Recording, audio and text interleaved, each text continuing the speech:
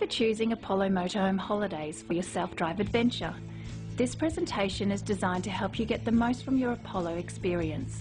Before we demonstrate how your camper works, there are a few essentials you should know about driving an Apollo vehicle. While Apollo vehicles have been engineered for an easy driving experience, motorhomes and campervans are much larger than the average family car, and as such should be driven with extra care. You will notice that the driver's cabin is set up a little differently than a car. Various driver controls may be positioned differently.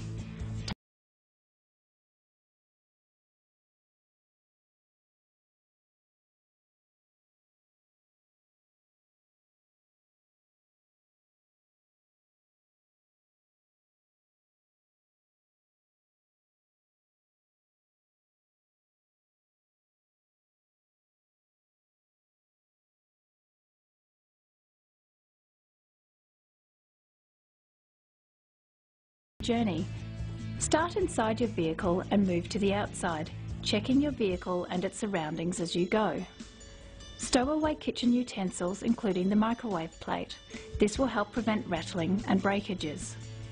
Make sure the fridge door has been securely fastened. Check that all appliances are disconnected and stowed. Ensure that all cupboard doors are closed and locked to prevent them from opening while in motion. Most cupboard doors are opened by a push button. Check that all windows and doors have been securely locked.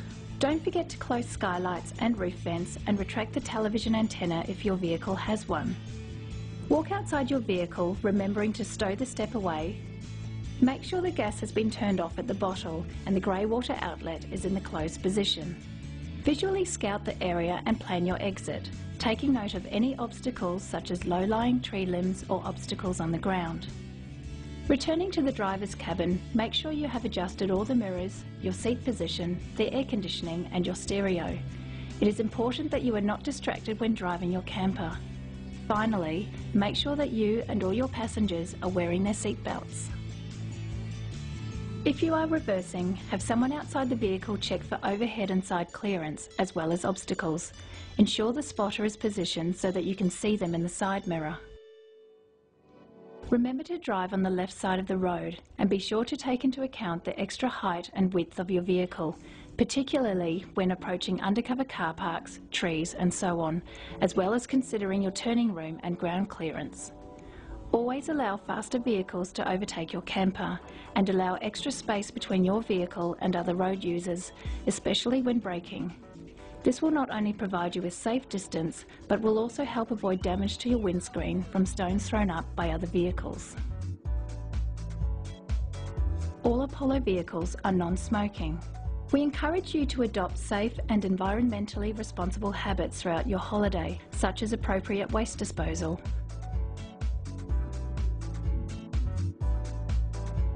To gain easier access to the living quarters of your camper, use the exterior step. To operate, simply pull the step to its maximum extension and test it before you put your full weight on it. Make sure you retract the step prior to travelling to avoid vehicle damage. Apollo vehicles operate on ancillary battery systems which power internal appliances such as the fridge, lights and water pump. For the 12-volt system to work, the 12-volt main switch must be in the on position. The control panel displays the battery's remaining charge. At full charge, the reading should be approximately 14 volts. The battery system will provide power for between 12 to 20 hours when fully charged, depending on use. The batteries only recharge when you drive the vehicle or when connected to mains power. Idling the engine won't provide enough power to recharge the house battery. Try to reduce battery consumption by turning off all unnecessary lights and appliances and by connecting to mains power when stationary. All vehicles can be connected to 240-volt mains power via the supplied 15-amp extension lead with large earth pin. All approved caravan park circuits are rated at 15 amps. When you are connected, all equipment automatically runs on mains power rather than the battery. Appliances such as the microwave, rear air conditioning and power points only run on mains power. The mains power system is protected by a circuit breaker. Ensure that this switch is always in the on position. If the circuit breaker trips, turn off all appliances and reset it by switching it back on and turning on your appliances. If it trips again, repeat the process but turn on your appliances one at a time until you identify the problem device.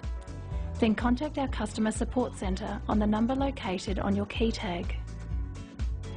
The main switchboard controls all of the 12-volt appliances. An LED indicates on and off. It also contains the fuses for the appliances above or below the switches. Your television and DVD player operates on 12-volt electricity or 240-volt mains power. Television reception will vary depending on your location. However, in some models, this can be improved by switching on the booster signal. Your fridge operates on 12-volt power and 240-volt mains power, and in some vehicles also gas. Your fridge will automatically switch over to mains power once the vehicle is connected. To operate your fridge, turn it on at the main switchboard and adjust your thermostat switch to the desired temperature. To operate the microwave, your vehicle must be connected to mains power. Refer to the operating manual for instructions on how to use your microwave. In order to use the main cabin air conditioner, you must be connected to mains power. Its efficiency depends on several factors, such as the time it's been running for, weather conditions and vehicle ventilation. You can improve the efficiency of your air conditioner by parking in the shade and closing roof hatches and windows. The air conditioner will work more effectively if the thermostat is not set to the coldest setting. The liquid petroleum gas or LPG system provides gas for the stove, water heater and three-way fridges where fitted. When handling the gas, it is essential that you take some basic safety precautions. Gas bottles should always be stored in their designated compartment in an upright position so they are readily accessible in case of emergency. Only use LPG intended for gas appliances and always have gas refilled at authorised LPG refilling stations.